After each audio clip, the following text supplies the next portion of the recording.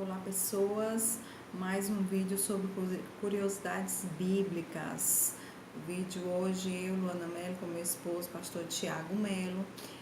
Como vocês estão acompanhando, sempre estamos gravando os novos vídeos sobre curiosidades, então continue mandando dicas para o nosso direct. Obrigado pelas mensagens, a gente sempre vai estar postando vários assuntos, então continue mandando. Os vídeos completos estarão no nosso canal do YouTube, Luana e Família Melo 13, porque no Instagram, no IGTV, a gente está verificando só é 10 minutos, então para não ficar aquela coisa repartida, a gente coloca no YouTube. E todos os dias a gente vai estar colocando assuntos novos sobre a Palavra de Deus, baseada na Bíblia, certo? Então que vocês compartilhem, que vocês se inscrevam no nosso canal, que a Palavra de Deus possa chegar aí ao máximo de pessoas. Então vamos começar. Passo a palavra agora para o pastor. E aí, pessoal, que a graça e a paz do Senhor Jesus esteja sobre todos vocês, a sua casa, a sua parentela, toda a sua família. Espero que vocês estejam nos acompanhando, estejam gostando desse quadro, Curiosidades Bíblicas, tá? Que para nós, tem sido bastante edificantes. Muito bom. Tá? E lembrando que nós realizamos esses vídeos aqui pela madrugada, pessoal. Por isso que vocês podem observar de vez em quando o nosso semblante até está um pouco cansado, isso é porque justamente porque é o melhor horário que tem. Tranquilo. Está mais tranquilo, E o Arthurzinho, a nossa bênção, já se encontra recolhido, já está dormindo. E aí a gente aproveita essa oportunidade para trazer alguma mensagem da parte do Senhor. Então, estávamos pensando e eu orei, e o Senhor colocou esse trecho do Evangelho de João, bastante conhecido, para tratarmos um pouco sobre ele, mas de uma forma um pouco mais diferenciada do que costumamos ver nos sermões aos domingos, sobre João 3,16. Lembrando que nos sermões a gente não trabalha tanto do ponto de vista teológico sobre o assunto, aos púlpitos não é dado tanto sobre teologia em si, a gente faz uma mensagem mais que atinja a todos, certo? E os estudos a gente deixa muito para a escola dominical, e aqui nós vamos ter algumas curiosidades acerca de João 3,16. E a minha esposa vai fazer a leitura de João 3,16. Amém. João 3,16 fala: porque Deus amou o mundo de tal maneira que deu seu Filho unigênito, para que todo aquele que nele crê não pereça, mas tenha a vida eterna. É um texto bem conhecido, muito pregado, mas com uma profundidade intensa, que a gente vai estar estudando hoje vários questionamentos, um pouco da história que muitos desconhecem. Pois é. E como nós já sabemos, este versículo João 3,16, é até utilizado nossos meios evangelísticos, vamos fazer missões. Vocês podem ver até nos folhetinhos que fazem evangelismo, muito usado em João 3,16. Eu acho que é o versículo mais utilizado no meio do cristão, no processo de evangelização, é João 3,16, certo? Mas aí vem a primeira curiosidade desse versículo. Em primeiro lugar, aí assim diz logo no início do versículo: porque Deus amou o mundo. O que é o mundo, gente, que estamos vendo aqui neste versículo, A esposa aqui tem acha que é o que? O que é o mundo aqui que ele está falando? O mundo são as pessoas, lógico, O mundo em si, Deus amou o mundo de tal maneira, a criatura de Cristo, Pois é, Aí muitas vezes a gente, logo de cara, pensa logo dessa forma, Que o mundo seja a criatura. Outros dizem que o mundo seria toda a extensão da terra, não só os seres humanos, mas também toda a criação humana, E aí fica esses questionamentos. Por que Deus amou o mundo? Em primeiro lugar, por que Deus amou o mundo e o que é o mundo, E aí, na tradução, gente, do grego, do Evangelho escrito em grego, passado para o português, tem aí uma modificaçãozinha, certo? Em primeiro lugar, no texto original, mundo está escrito cosmos, porque Deus amou o cosmos. E o cosmos vai ter vários sentidos, tá certo? O cosmos pode ser o cosmos no sentido mais de universo, né? Muitas vezes as pessoas associam o cosmos com a ideia da cosmologia, do cosmos, né? Dos astros, tá certo? Do ponto de vista da astronomia, tá bom? De todo o universo. Mas João está escrevendo aqui falando porque Deus amou o cosmos, amou esse mundo. Mas ele está enfatizando, segundo o consenso teológico mais doutrinário, reformado que existe, tá certo? E acredita-se então que não se trata de uma extensão, ele não está se falando propriamente da Terra, do planeta Terra. Não, ele está mais das pessoas. Ele está falando, gente, justamente, não é uma ideia de, digamos, de extensão, mas é uma ideia de quê? É uma ideia de potência e de amor. Por que isso? Porque toda criatura que tem o intelecto, né, o discernimento de ser o certo ou errado, que aí passou-se de Adão e Eva para nós, na verdade, se transformou em um mundo completamente dado ao pecado, certo? Então, é mais uma ideia de que esse amor de Deus pelo mundo é o amor de Deus por um mundo que está em pecado, tá certo? É o amor de Deus de um mundo que é pecaminoso, que anda errante, que não merecia esse amor de Deus. Ele merecia a condenação, tá? Por isso que, logo no versículo anterior, nós temos justamente quando 15. Jesus fala para que todo aquele que nele crê não pereça, mas ele tenha a vida eterna. Então, em primeiro lugar, mundo não quer dizer o planeta Terra. Mundo não quer dizer o cosmos, tá certo? O cosmos no sentido de astros, né? Dos planetas, tá certo? De toda a criação humana.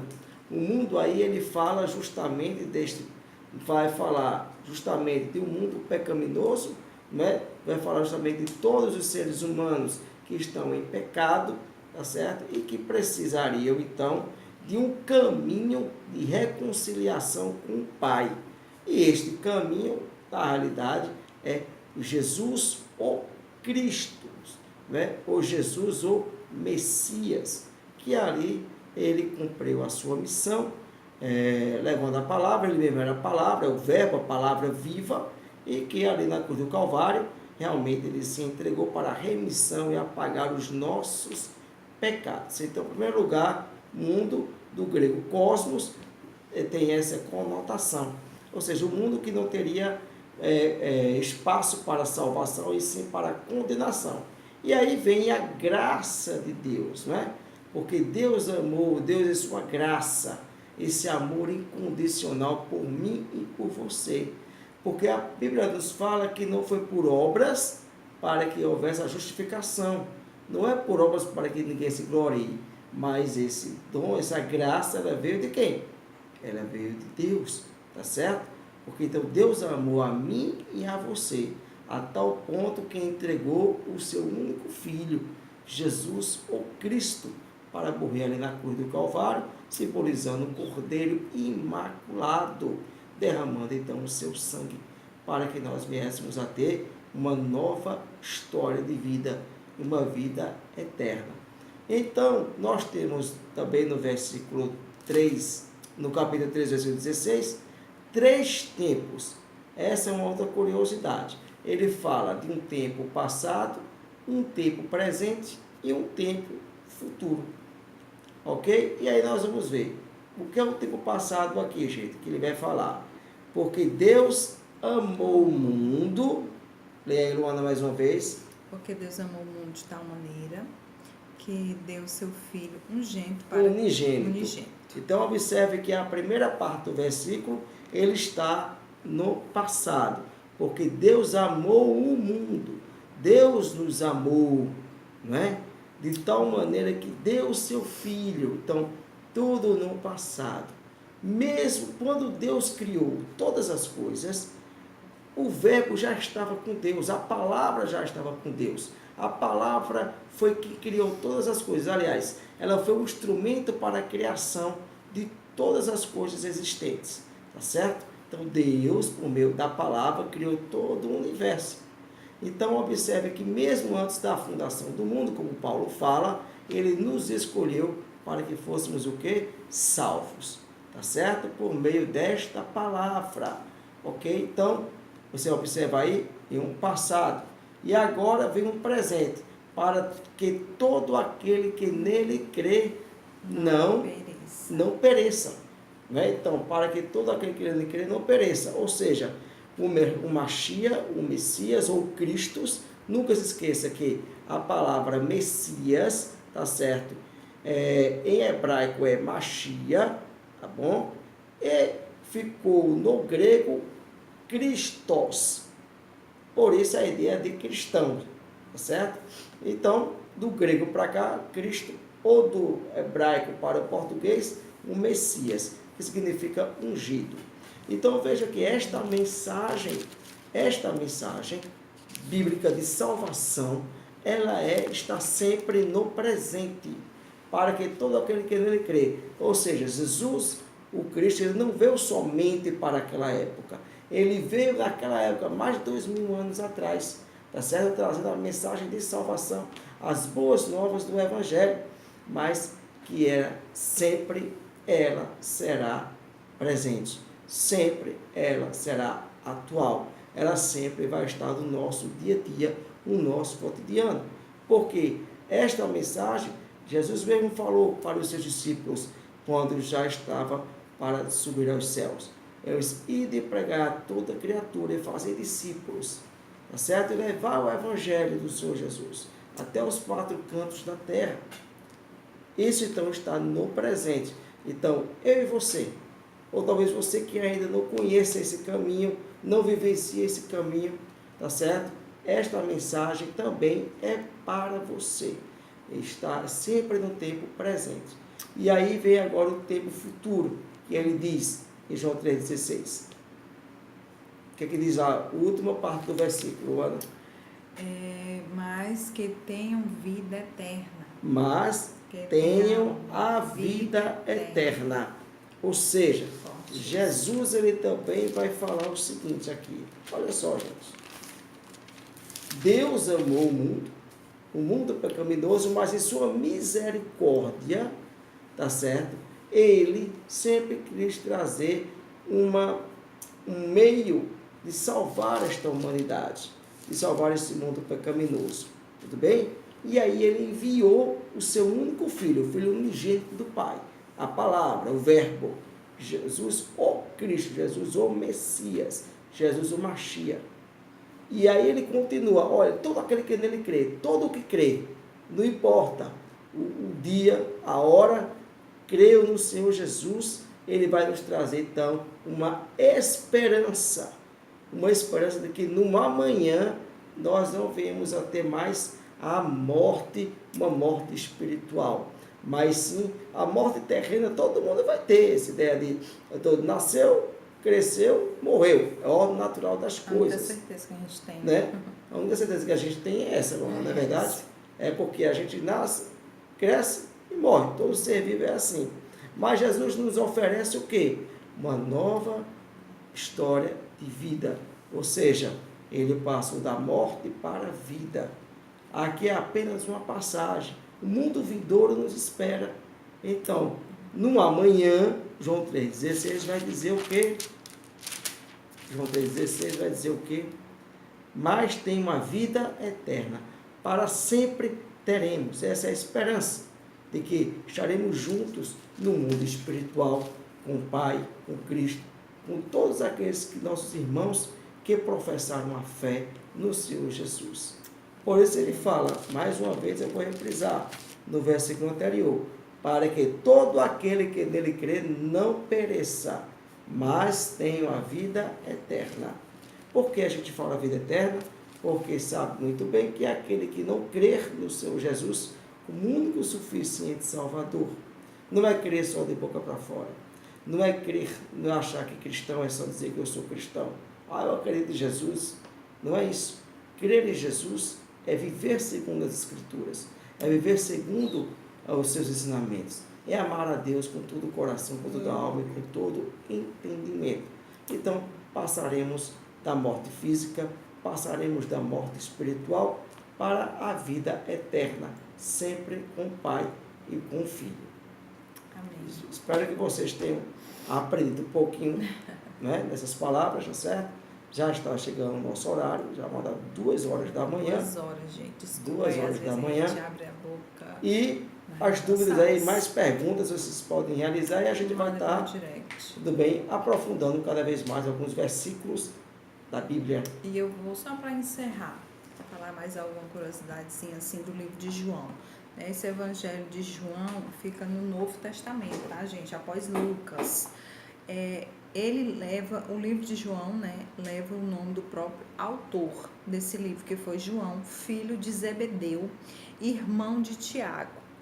Não fazia só parte do grupo dos 12, mas também do círculo mais íntimo de Jesus, formado por este discípulo, seu irmão Tiago e Pedro. É o mais diferente dos 4 evangelhos em todos os aspectos. Por quê? Porque os outros evangelhos, os 3 evangelhos, Mateus, Marcos e Lucas, são chamados evangelhos sinóticos, porque tiveram com a mesma fonte o evangelho de Marcos, né, que foi tido como o primeiro. E aí as fontes que eles utilizaram foram justamente praticamente as mesmas, pois foram sinóticos. Você vai encontrar várias passagens bíblicas semelhantes em um evangelho e outro. Entretanto, João é um evangelho completamente diferente, porque teve por fonte outras fontes, tá? E não o evangelho de Marcos, tudo bem? E aí não é tido como um sinótico, igual aos outros.